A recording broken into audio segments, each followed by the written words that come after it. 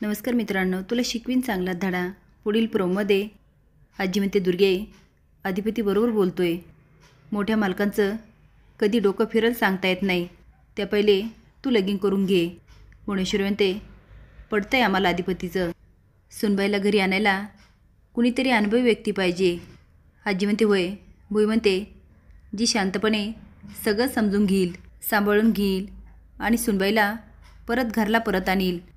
आजी म्हणते, पण मला सांग तरी ते कोण आहे. भुई म्हणते, सुनबाईला घरी परत आणणारी व्यक्ती दुसरी तिसरी कुणी नसून तू हाय. आता आजीला खूप आनंद होतो. चारस मनात म्हणतो, काही झालं तरी अक्षरा घरी परत आलीच पाहिजे आणि ते पण लवकरात लवकर. अधिपती विचार करत असतो, मास्तरीबाईसनी भेटावंच लागणार. मला हे कळत नाही त्याने एवढं महत्त्वाचं काय सांगायचं आणि पोटाला हात लावत होत्या. त्यांच्या पोटामध्ये असं काय रहस्य आहे. या मास्तरीबाई पण ना गोल गोल फिरवत्यात. कधी काही सरळ सरळ सांगतच नाही.